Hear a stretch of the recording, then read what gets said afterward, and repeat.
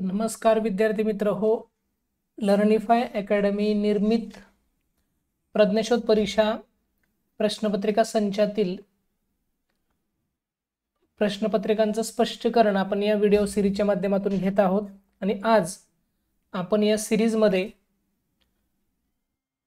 क्रमांक 2 ची जी प्रश्नपत्रिका आहे तिचं स्पष्टीकरण आपण आज घेणार आहोत. चला तर मग सुरुवात करूयात. आपण प्रश्नपत्रिका क्रमांक 2 आपण समजून घेऊयात. या ठिकाणी प्रश्नपत्रिका आपल्या समोर आहे. प्रश्न पहिला, प्रश्न 1 आणि 2 साठी सूचना आहे. खालील उतारा काळजीपूर्वक वाचा व त्यावर आधारित प्रश्न सोडवा. पंढरपूर हे मराठी जनांचे हृदय आहे. महाराष्ट्र सारस्वताचे विद्यापीठ अजून पंढरपूर हेच आहे. ज्ञानेश्वरांनी या विद्यापीठाला जोडून आळंदीस पहिले महाविद्यालय काढले. यानंतर सासवड, त्र्यंबक, पैठण व देहू येथे महाविद्यालये निघाली. या सर्वांचे संमेलन दर साल आषाढी कार्तिकी पंढरीस भरत असते. या संमेलनाचा श्री पांडुरंग हा कायमचा अध्यक्ष ठरलेला आहे. अध्यक्ष नेमण्याची येथे पंचायत पडत नाही. सर्वसामान्य अध्यक्ष पांडुरंग असून लक्षावधी वारकरी हे मराठी वाङ्मयाचे विद्यार्थी आहेत. यांची जागोजागी भजन मंडळे आहेत. अशा रीतीने ज्या मराठी भाषेचा उत्सव करण्यासाठी आज आपण येथे जमलो आहोत ती मराठी भाषा राष्ट्रभर अभ्यासली जात आहे. महाराष्ट्र सारस्वताचे विद्यापीठ कोणते? महाराष्ट्र सारस्वताचे विद्यापीठ कोणते? तर पंढरपूर हे महाराष्ट्र सारस्वताचं विद्यापीठ आहे. पर्याय क्रमांक 3. सारस्वत विद्यापीठाच्या संमेलनाचे कायमचे अध्यक्षपद कोणाला ठरवण्यात आले आहे? तर श्री पांडुरंग यांना कायमचे अध्यक्षपद ठरवण्यात आलेले आहे. प्रश्न 3 व 4 साठी कविता वाचायची आपल्याला आणि कविता वाचून प्रश्नाची उत्तरं द्यायचेत. मातीच्या पणतीला चैन सोडून काय हवे आहे? चैन नको काम हवे. काम. पर्याय क्रमांक 1. दिलेल्या कवितेत श्रीमंत या शब्दाला कोणता विरुद्धार्थी शब्द आला आहे? श्रीमंत या शब्दाचा विरुद्धार्थी शब्द, श्रीमंताला विरुद्धार्थी शब्द गरीब.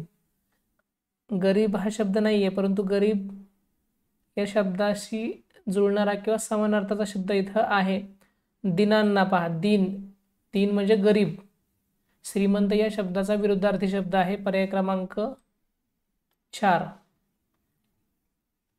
प्रश्न 5 साठी आणि 6 साठी खालील जाहिरात काळजीपूर्वक वाचा व त्यावर आधारित प्रश्न सोडवा. या ठिकाणी एक जाहिरात आहे आणि त्या जाहिरातीवर आधारित प्रश्न काय आहे? पहिला प्रश्न पाहूयात आपण. बालनाट्य खालील पर्यायांपैकी कोणत्या शहरात होणार आहे? इथं स्थळमध्ये आपण पाहू शकता शारदा नाट्यगृह, पिंपरी चिंचवड, पुणे.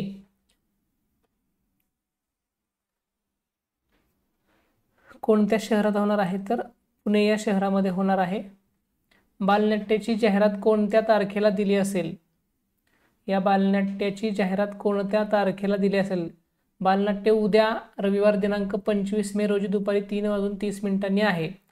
उद्या 25 मे म्हटले म्हणजे आज 24 मे असणार आहे. 24 मे रोजी ही जाहिरात दिलेली आहे. 6व्या प्रश्नाचं उत्तर आहे 4. खालीलपैकी नाशवंत या शब्दाचा विरुद्धार्थी शब्द कोणता? अविनाशी. नाशवंत म्हणजे नाश पावणारा, त्याला विरुद्धार्थी शब्द आहे अविनाशी. विद्वान या शब्दाचा विरुद्धलिंगी शब्द कोणता? विद्वान. विद्वान या शब्दाचा विरुद्धलिंगी शब्द आहे विदुषी. विशेषण असलेला पर्याय ओळखायचा आहे. पडदा हे विशेषण नाही, साखर विशेषण नाही, दिशा विशेषण नाही, थोरला हे विशेषण आहे. अरे वा, किती छान चित्र काढलेस तू. या वाक्यातील विराम चिन्हाचे नाव कोणते? उद्गारवाचक चिन्ह. पर्याय क्रमांक 2. या ठिकाणी आपण पाहू शकता हे जे चिन्ह आहे याला आपण उद्गारवाचक चिन्ह असं म्हणतो. दिलेल्या वाक्यातील उद्देश्य भाग ओळखा. आमचे शिक्षक खूप छान शिकवतात.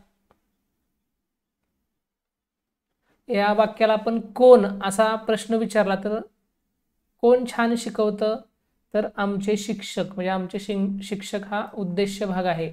वाक्याला कोण हा शब्द प्रश्न विचारल्यानंतर त्याचं जे उत्तर मिळतं त्या उत्तरालाच उद्देश्य असं म्हटलं जातं, लक्षात घ्या.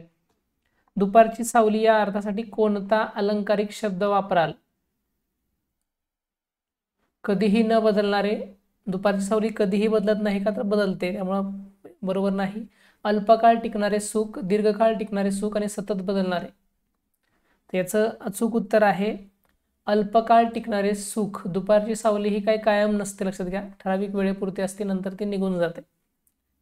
खालीलपैकी कोणत्या वाक्प्रचाराचा अर्थ चुकीचा आहे? गट्टी जमणे मैत्री तुटणे. गट्टी जमणे मैत्री तुटणे चुकीचं आहे, पहा. धूम ठोकणे पळून जाणे बरोबर आहे. पाय धरणे माफी मागणे बरोबर आहे. मुठीत असणे ताब्यात असणे हे सुद्धा बरोबर आहे. म्हणजे पर्याय क्रमांक 1 हा वाक्प्रचार किंवा ही जोडी जी आहे ती चुकीची आहे. चुकीचा भाग ओळखा. क्रिकेटपटू विराट कोहली धावपटू हा आहे. विराट कोहली हा क्रिकेटपटू आहे, धावपटू नाही, लक्षात घ्या.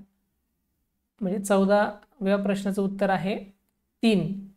या ठिकाणी धावपटू हा शब्द नकोय. अयोग्य शब्दसमूहाची जोडी कोणती? केळ्यांचा लोंगर,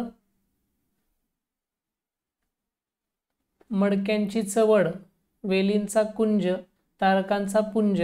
केळ्यांचा लोंगर बरोबर आहे. वेलींचा कुंज बरोबर आहे.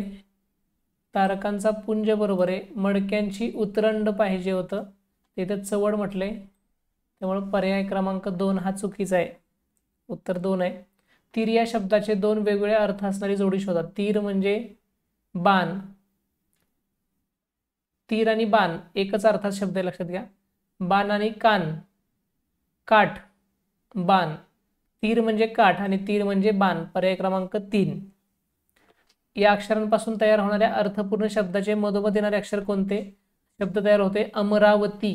अमरावती. रा हे मधोमध येणारे अक्षर आहे. केशवसूत कोणाला म्हणतात? कृष्णाजी केशव दामले, प्रल्हाद केशव अत्रे, त्यानंतर विवा शिरवाडकर आणि राम गणेश गडकरी. तर केशवसूत असं कृष्णाजी केशव दामले यांना म्हटलं जातं. अचूक उत्तर आहे पर्याय क्रमांक 1. पितामह ही पदवी कोणत्या थोर पुरुषास, महापुरुषास दिली आहे? पितामह, आणि याचं अचूक उत्तर आहे दादाभाई नौरोजी. दादाभाई नौरोजी यांना पितामह ही थोर पदवी दिलेली आहे. योग्य जोडी कोणती? पक्ष्यांचा राजा गरुड बरोबर आहे. ऋतूंचा राजा शरद, फुलांचा राजा गुलाब. यातलं योग्य उत्तर आपल्याला शोधायचे अ आणि क. म्हणजे अ बरोबर आहे आणि क बरोबर आहे. ऋतूंचा राजा शरद हे चुकीचं आहे. म्हणजे अ आणि क बरोबर आहेत. तर गणित विषय सुरू होते. 21वा प्रश्न पाहूयात आपण. पुढीलपैकी आंतरराष्ट्रीय संख्या चिन्हातील संख्या कोणती? आंतरराष्ट्रीय संख्या चिन्हातील संख्या, या ठिकाणी आपण सगळे पर्याय बघितले की आपल्या लक्षात येईल की पर्याय क्रमांक 2 आहे. 63,594 ही संख्या आंतरराष्ट्रीय संख्या चिन्हात कशी लिहाल? 63,594 पर्याय क्रमांक 1. 10 दशक म्हणजे 1. 10 दशक, 10 दशक, 1 दशक म्हणजे 10, मग 10 दशक म्हणजे 10 100. 10 दशक म्हणजे 1 शतक त्याचं उत्तर आहे, लक्षात घ्या. त्यानंतर पुढचा प्रश्न आहे, तो प्रश्न आपण आता व्हाईट बोर्डवरती घेऊयात. 24वा प्रश्न पाहतोय आपण. 3 दशहजार. 3 दशहजार म्हणजे 1 दशहजार म्हणजे 10,000, मग 3 दशहजार म्हणजे 30,000. त्यानंतर अधिक 4 शतक. 4 शतक म्हणजे 400 आणि अधिक 9 एकक. म्हणजे याचं उत्तर आहे 30,409 पर्याय क्रमांक 3. 5,500 ही संख्या अंकात कशी लिहाल? 5,500 म्हणजे 4,000 पूर्ण आणि 5,000. पाऊण हजार म्हणजे 750 आणि 4000 म्हणजे 4000, 4750. पर्याय क्रमांक 3 5,500 असं आपण त्याला म्हणतो. पाऊण लक्ष ही संख्या अंकात कशी लिहाल? 75,000. पाऊण लक्ष, लक्षचा पाऊण भाग, 1 लक्ष म्हणजे 100,000 असतं, लक्षात घ्या. 100,000 पैकी 3 भाग घेतले आपण म्हणजे 75,000. 91,953 या संख्येतील 9 या अंकाच्या स्थानिक किमतीतील फरक किती? आपण व्हाईट बोर्डवर घेऊयात प्रश्न. 91,953 या संख्येतील 9 या अंकांच्या स्थानिक किमतीतील फरक.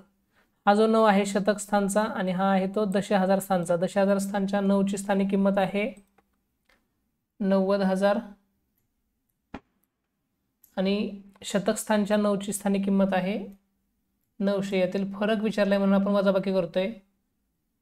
10तून 9 गेले 1 राहिले, 9मधून 9 गेले, 9मधून 0 गेले 9 राहिले आणि इथं 8. 89,100. पर्याय क्रमांक 3. एका 4 अंकी संख्येतील सर्व अंक समान असून त्यांच्या दर्शनी किमतींची बेरीज 36 आहे. त्या संख्येतील हजार स्थानचा अंक कोणता? 4 अंक आहेत, ते 4ही अंक समान आहेत, त्यांच्या दर्शनी किमतींची बेरीज 36 आहे. 9 चौक 36. 4 अंक आहेत म्हणून आपण त्याला 4 भागलं, 36ला 4 भागलं की 9 उत्तर येतं. म्हणजे प्रत्येक अंक 9 आहे, लक्षात घ्या. मग हजार स्थानावर देखील 9 हाच अंक असणार आहे. पर्याय क्रमांक 1. 29वा प्रश्न. 35 सहस्त्र. 35 सहस्त्र म्हणजे 35,000. सहस्त्र म्हणजे हजार. 35 सहस्त्र अधिक 50 दशक. 1 दशक म्हणजे 10, मग 50 दशक म्हणजे 50 10 500. 50 दशक म्हणजे 5 शतक असं म्हटलं तरी चालू शकतंय. 95 एकक म्हणजे 95. बरोबर किती असं विचारले म्हणजे यांची बेरीज करावी लागेल. 5 9 5 5 3 35,595. पर्याय क्रमांक 2. पुढचा प्रश्न पाहूयात आपण.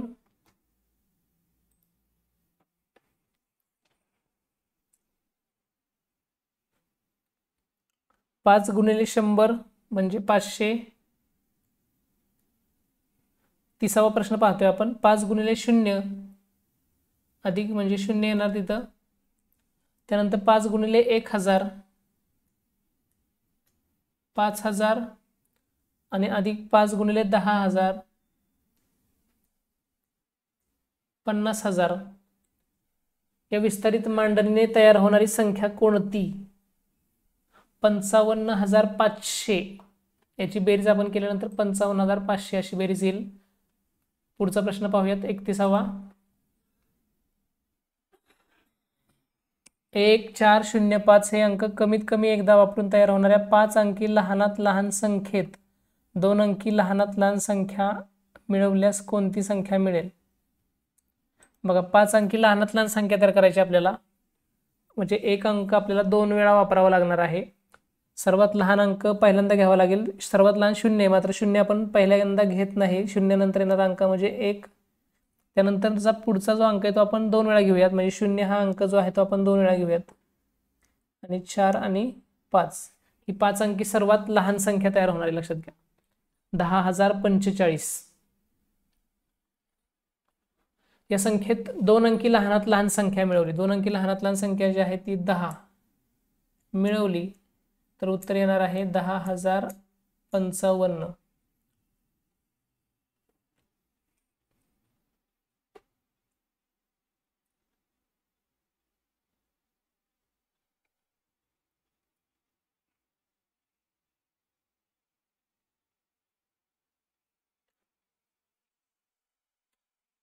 प्रश्न थोडासा चुकीचा आहे किंवा मग पर्याय चुकीचे आहेत या ठिकाणी.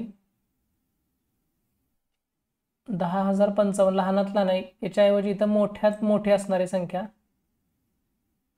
मोठ्यात मोठ्या संख्येत 2 अंकी लहानात लहान संख्या मिळवली असा प्रश्न असणार आहे. ठीक आहे, प्रिंटिंग मिस्टेक आहे, समजून घेऊयात आपण. 32वा प्रश्न. 4 अंकी मोठ्यात मोठी संख्या व 2 अंकी मोठ्यात मोठी संख्या यांचा भागाकार किती येईल? 4 अंकी मोठ्यात मोठी संख्या 9,999 आणि 2 अंकी मोठ्यात मोठी संख्या 99 आहे पहा, यांचा भागाकार म्हटलेला आहे, तर आपण याला भागूयात 99नेच. 2 अंकी मोठ्यात मोठी 99 एके 99, वरून घेतले 9, भाग लागला शून्याचा, पुन्हा 9 घेतले, 99 एके 99, म्हणजे इथं 101 ह्याचं उत्तर आहे पर्याय क्रमांक 2. 33. पुढील पर्यायातील संख्यांचा योग्य चढता क्रम लावलेला पर्याय कोणता? योग्य चढता क्रम लावलेला पर्याय तो आहे शेवटचा पहा, सर्वात लहान संख्या त्यानंतर थोडी मोठी असताना सर्वात मोठी.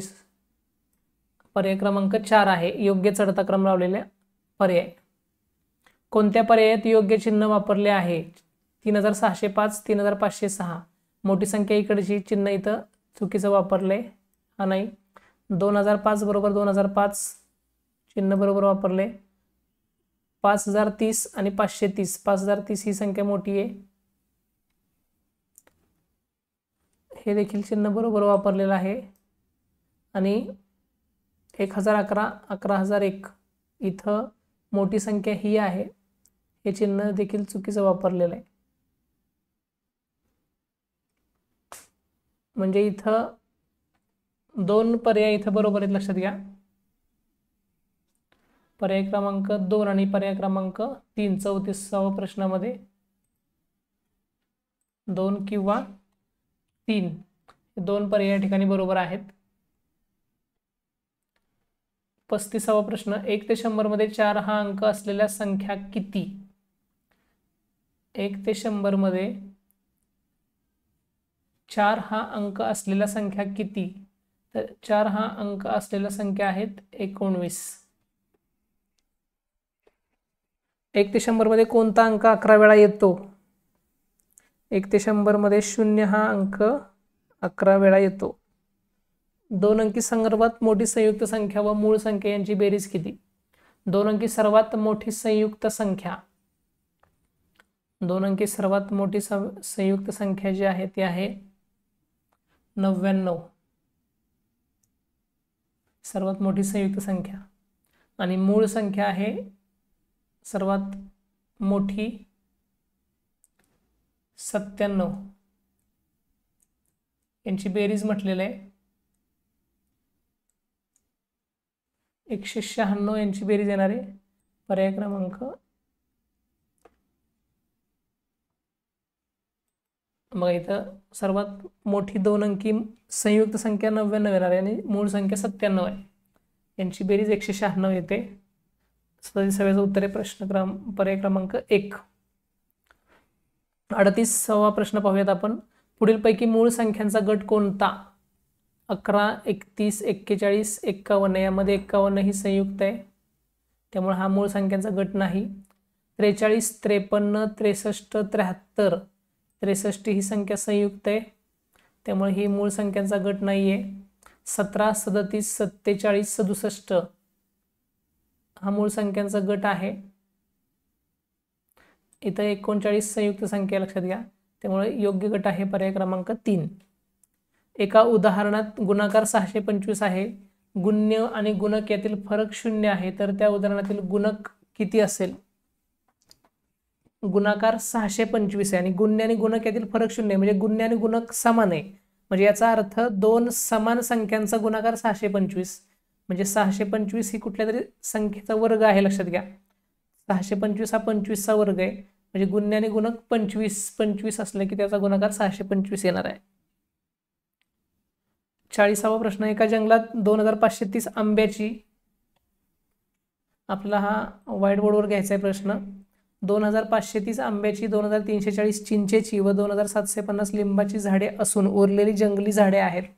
तर जंगलात एकूण 10,000 झाडे असतील तर जंगली झाडांची संख्या किती? जंगली झाडांची संख्या दिलेली नाही, एकूण झाडांची संख्या 10,000 दिलेली आहे. म्हणजे आपल्याला ज्या झाडांची संख्या दिली आहे त्यांची बेरीज करून एकूण झाडांच्या संख्येतून ती वजा करावी लागेल. 2530 अधिक 2340 अधिक 2750 0 5 आणि 4 9 3 12 2 4 1 8 आणि 3 11 आणि 5 16 6 4 1 व्यतिरिक्त 6 आणि 1 7 7620 10,000 एकूण झाड आहेत. त्यातून 7620 वजा करायचे आहेत आपल्याला. 0 10तून 2 गेले 8 राहिले, 9तून 6 गेले 3 राहिले, 9तून 7 गेले 2 राहिले आणि 0. 2380 याचं उत्तर आहे. जंगली झाडांची संख्या 2380 आहे, लक्षात घ्या. पर्याय क्रमांक 4. 256 ही संख्या तिच्या 2 समान अवयवांच्या गुणाकाराच्या रूपात कशी लिहाल? 41व्याचं उत्तर आहे पर्याय क्रमांक 3. 16चा वर्ग आहे पहा 256. 42वा प्रश्न पाहूयात आपण. 16 अधिक 16 भागिले 4 16 अधिक 16 भागिले 4 गुणिले 5 वजा 4 गुणिले 5 वजा 4. यामध्ये अगोदर भागाकाराची क्रिया होईल. 16 अधिक 16 भागिले 4 उत्तर येतं 4. 4 चौक 16 गुणिले 5 वजा 4. यानंतर गुणाकाराची क्रिया होईल. 16 अधिक 4 आणि 5 4 पंचे 20 वजा 4. यानंतर बेरीज होईल. 16 आणि 20 36 वजा 4 32 उत्तर येणार आहे पहा त्याचं. पर्याय क्रमांक 1. 42व्या प्रश्नाचं उत्तर आहे पर्याय क्रमांक 1. 43वा प्रश्न पाहूयात आपण. 965 भागिले 12 किंवा 965/12 या अपूर्णांकाचे पूर्णांकयुक्त अपूर्णांकात रूपांतर केले असता पूर्णांक किती येईल? 965/12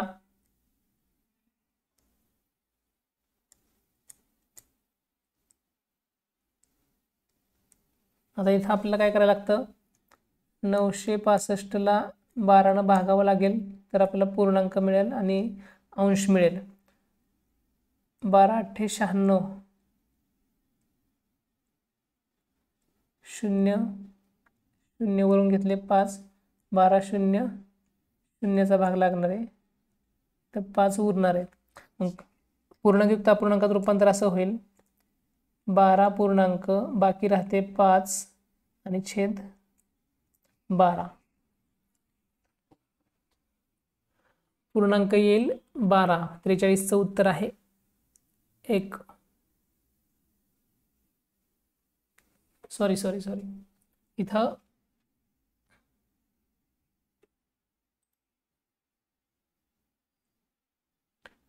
पूर्णांक 80 येणार आहे पहा.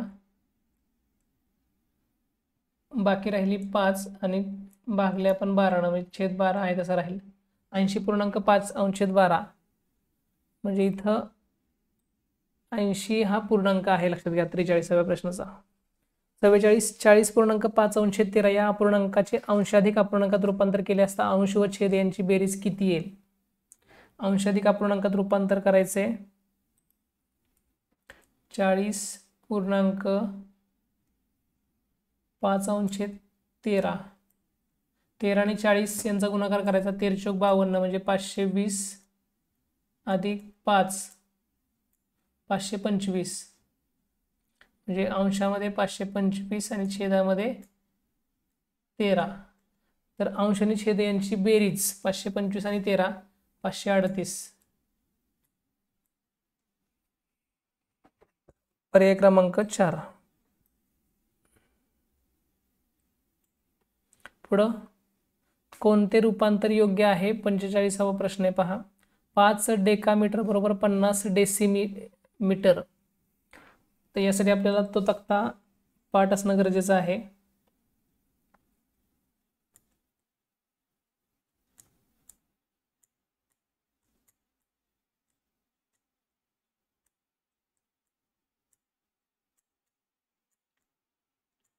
Kilo, hecto, deca, deci, centi, milli. काय म्हटले? 5 डेकामीटर. मीटर इथं मध्ये पहा. डेकामीटर 5 डेकामीटर बरोबर 50 डेसिमीटर. 5 डेकामीटर 50 मीटर आणि 500 डेसिमीटर पाहिजे. म्हणजे पहिलं रूपांतर जे आहे ते चुकीचं आहे. दुसरं रूपांतर बघू आपण. 9 हेक्टोमीटर बरोबर 9000 डेसिमीटर. आपल्याला डेसी इथे पहा. 9 90 900 आणि इथं 9000 बरोबर आहे. हे रूपांतर जे आहे 2 नंबरचं ते बरोबर आहे, लक्षात घ्या. तिसरं बघूयात आपण तरी.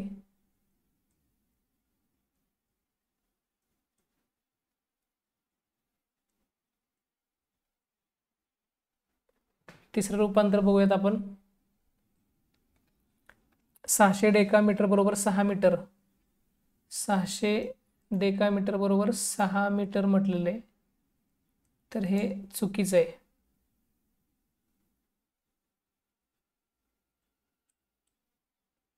आणि चौथं 2000 मीटर. मीटर इथं आहे पहा. 2000 मीटर बरोबर 2 डेकामीटर. इकडं आपण इथं एक शून्य कमी होणार, म्हणजे 200 होणार. इथं 2 डेकामीटर म्हटलेलं, म्हणजे हे देखील जे आहे ते चुकीचं आहे.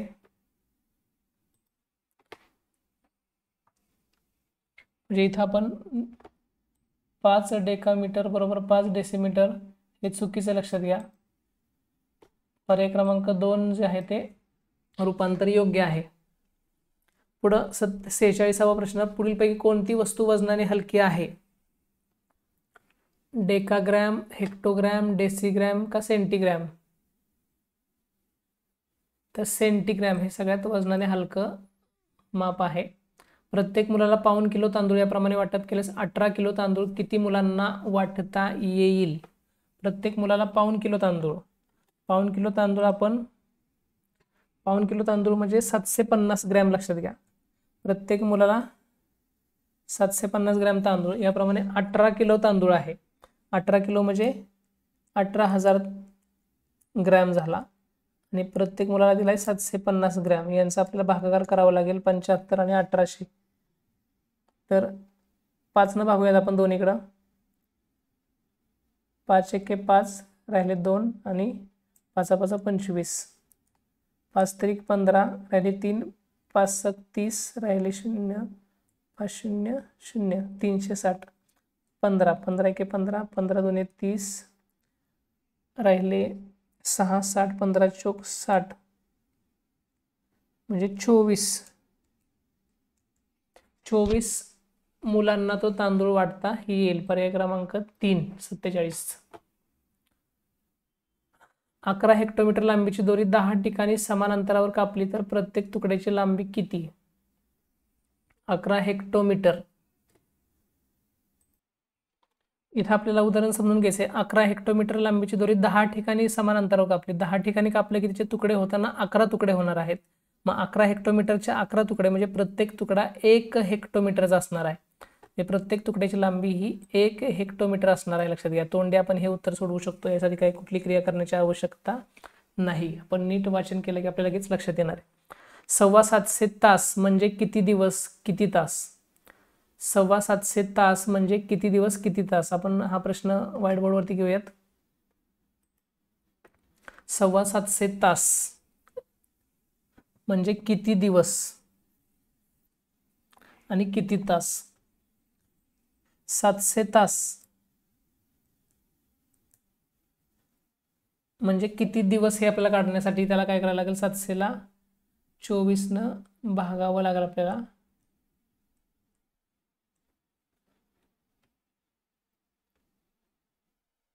24 दुने 48.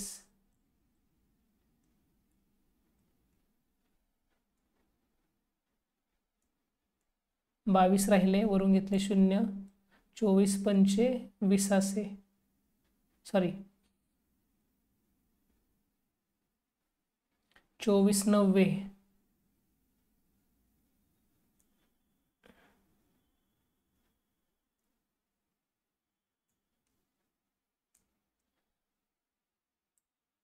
4 तास इथे शिल्लक राहणार आहेत. 29 दिवस पूर्ण होणार आहेत, लक्षात घ्या.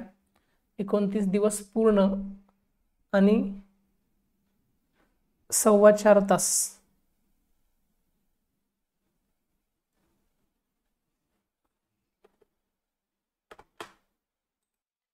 चुकलं होतं आपलं. या ठिकाणी 725 तास म्हणजे 725 तास. आपण 700 तास घेतले होते खरं. 725 तास त्याला आपण 24 न भागतोय, कारण एका दिवसाचे 24 तास असतात. आपल्याला दिवस किती हे काढायचे म्हणून आपण 24 न भागलं तर त्याचं उत्तर येते 30 आणि 5 तास शिल्लक राहत आहेत. म्हणजे 30 दिवस आणि 5 तास. पर्याय क्रमांक 2 हे त्याचं अचूक उत्तर आहे. त्यानंतर पुढचा प्रश्न आहे, पुढीलपैकी चुकीचा पर्याय कोणता? 150 दिवस म्हणजे 5 महिने. 30 दिवसांचा एक महिना असतो सरासरी, त्यामुळं 150 दिवस म्हणजे 5 महिने हे ठीक आहे. 3.5 वर्ष म्हणजे 42 महिने. एका वर्षाचे 12 महिने असतात. 3.5 वर्ष म्हणजे 12 त्रिक 36 आणि 6 42 हे सुद्धा बरोबर आहे. 2.25 वर्ष म्हणजे 91 आठवडे. एका वर्षाचे 52 आठवडे असतात. मग 2.25 म्हणजे 52 आणि पुन्हा त्याचा तिसरा भाग म्हणजे 13 त्रिक 39. 52 आणि 39 केलं तर 91 हे सुद्धा बरोबर आहे. आणि 33 आठवडे म्हणजे 8 महिने. तर याचं अचूक उत्तर आहे 33 आठवडे म्हणजे 8 महिने. म्हणजे चुकीचं उत्तर, लक्षात द्या, अचूक नाही. चुकीचा पर्याय जो आहे तो पर्याय क्रमांक 4 आहे. पुढं 231 रुपये 50 पैसे आणि 120 रुपये 75 पैसे बरोबर किती? रुपये आणि पैसे यांची बेरीज करायची. पहा,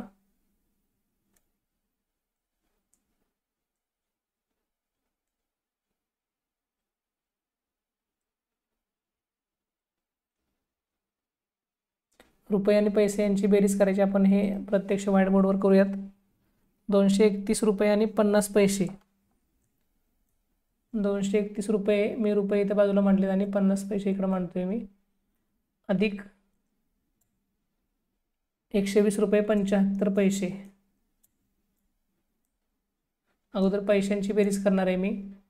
5 आणि 7 आणि 5 12. रुपयांची बेरीज करतो. 1 5 3. आता 125 पैसे, 100 पैसे म्हणजे 1 रुपया तयार होतो, लक्षात घ्या. म्हणून यात मी 100 वजा करतोय. इथं राहिले 25. तो हातचा इकडे येईल. 100 पैसे म्हणजेच 1 रुपया, तो इथं रुपयामध्ये येईल. इथं 1 प्लस होईल. 1 आणि 1 2 5 3 352 रुपये 25 पैसे. पर्याय क्रमांक 2. सात्विककडे 1 रुपये 2 रुपये आणि 5 रुपये आणि 10 रुपयाची समान नाणी असून त्याच्याजवळ ते मिळून 360 रुपये आहेत. तर त्याच्याजवळ एकूण नाणी किती? बघा, आता इथं आपल्याला काय करावं लागेल, तर जी नाणी आहेत त्या नाण्यांची एकूण किंमत काढावी लागेल. 1 रुपयाचं नाणे, 2 रुपयाचं नाणे, 5 रुपयाचं नाणे, 10 रुपयाचं. 2 आणि 3 आणि 5 8 आणि 10 18. म्हणजे सगळ्या प्रकारची एक एक नाणी घेतली तर त्यांची किंमत होते 18 रुपये. म्हणजे सगळी नाणी एक एक वेळा घेतली तर 18 रुपये होत आहेत. एकूण 360 रुपये आहेत.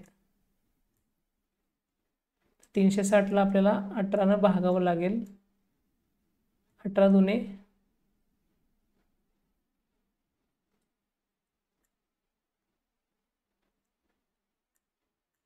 36. राहिले 0 वरून घेतले 0 20. म्हणजे प्रत्येक नाणं हे 20 वेळा येणार आहे. अशी 4 प्रकारचे नाणी आहेत. 20 चौक 80. 20 वेळा प्रत्येक नाणी येणार आहे. अशी नाणी 4 आहेत. 20 चौक 80. एकूण नाणी त्याच्याकडे आहेत 80. पर्याय क्रमांक 4.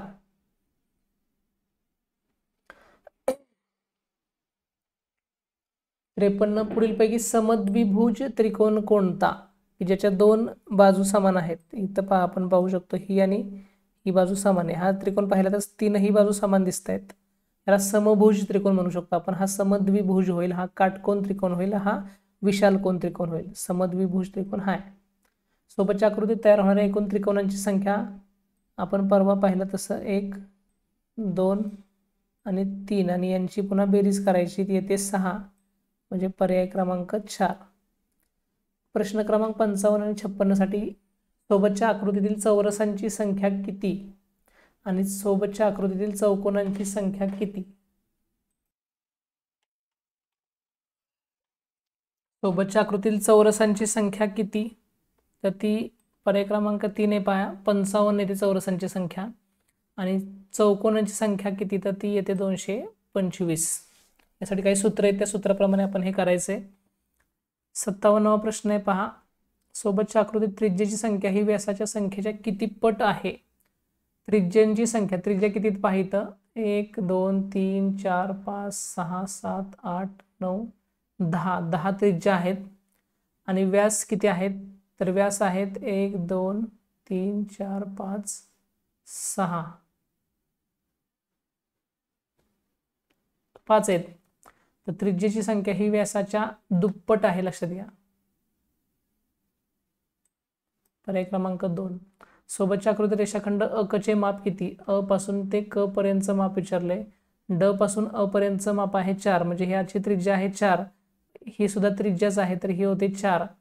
आणि मधल्या वर्तुळाचा विचार केला तर त्याची ही त्रिज्या 4 आहे, तर ही सुद्धा किती असणार आहे? 4. 4 आणि 4 8. 8 सेमी हे त्याचं माप असणार आहे अकच, रेषाखंड अकच. पुढील आकृतीबंधाचे निरीक्षण करून प्रश्नचिन्ह जागी कोणता पर्याय येईल? पंचकोनात गोल, गोलात पंचकोन. चौकोनात गोल, गोलात चौकोन. आता पंचकोन नंतर चौकोन, आता त्रिकोण येणार आहे. त्रिकोणात गोल आणि गोलात त्रिकोण नंतर येणार आहे, म्हणजे पर्याय क्रमांक 1 येणार आहे, लक्षात घ्या. पुढे 60वा प्रश्न पाहूयात. आकृतीबंधाचे निरीक्षण करून प्रश्नचिन्हाच्या जागी कोणता पर्याय येईल? पहा, त्रिकोण इथे दुसऱ्या ठिकाणी इथं गेला, पुन्हा तो खाली आला. तसंच चौकोन इथे, तो इथं खाली आला, इकडं आला, म्हणजे घड्याळाच्या दिशेने हे फिरतायत, लक्षात घ्या. आता षटकोन तो इथं येईल, सॉरी पंचकोन इथं येईल, षटकोन इथं येईल, पंचकोन इथं, षटकोन इथं, बरोबर आहे. त्रिकोण आणि चौकोन, म्हणजे पर्याय क्रमांक 2 हे त्याचा अचूक उत्तर आहे 60व्याचा. 61. पाणी साठवण्याच्या कोणत्या नव्या व्यवस्थेमुळे वीज निर्मिती करणे शक्य झाले? धरण. धरण या नव्या व्यवस्थेमुळे काय झालं? वीज निर्मिती करणं सोपं झालं. पाणी निरोधक करण्याची उत्तम पद्धत कोणती? पाणी निर्धोक करण्याची उत्तम पद्धत आहे पाणी उकळणे. वनस्पती अन्न तयार करताना हवेतील कोणता घटक वापरतात? Carbon dioxide. 63चं उत्तर आहे 2. नायलॉन व रेयॉन कशापासून बनते? नायलॉन व रेयॉन हे डांबरापासून बनते, लक्षात घ्या. किनारपट्टीच्या प्रदेशात जास्त प्रमाणात कोणते खाद्यान्न पीक घेतले जाते? किनारपट्टीच्या प्रदेशात जास्त प्रमाणामध्ये तांदूळ हे पीक घेतलं जातं, कारण त्या ठिकाणी पावसाचं प्रमाण जास्त असतं. महाराष्ट्र राज्याची निर्मिती 1 मे 1960. महाराष्ट्रातील सर्वात लांब नदी ही आहे गोदावरी. पश्चिम व दक्षिण या दिशा दरम्यान कोणती उपदिशा येते? पश्चिम आणि दक्षिण या दरम्यान नैऋत्य ही दिशा येते, उपदिशा. डोळे पिवळसर होणे व अन्न नकोसे होणे हे कोणत्या रोगाचे लक्षण आहे? डोळे पिवळसर होणे व अन्न नकोसे होणे हे कावीळ या रोगाचे लक्षण आहे. अंध व्यक्तींना वाचता यावे म्हणून कोणत्या लिपीचा वापर केला जातो? तर ब्रेल लिपीचा वापर केला जातो. शाळेत आपण काय राखले पाहिजे? शिस्त व स्वच्छता. 71चं प्रश्नाचं उत्तर आहे. ऑक्टोबर ते मार्च दरम्यान कोणत्या पक्षाचे स्थलांतर महाराष्ट्रात होते? ऑक्टोबर ते मार्च दरम्यान रोहित या पक्षाचे स्थलांतर महाराष्ट्रात होते. आपल्याला कोणत्या सवयी लागाव्या म्हणून आपली प्रेमाची माणसे धडपडत असतात? चांगल्या सवयी. सर्वात बुद्धिमान प्राणी कोणता आहे? माणूस. समुद्रात भूकंप झाल्यावर काय निर्माण होते? तर त्सुनामी त्याला आपण म्हणतो.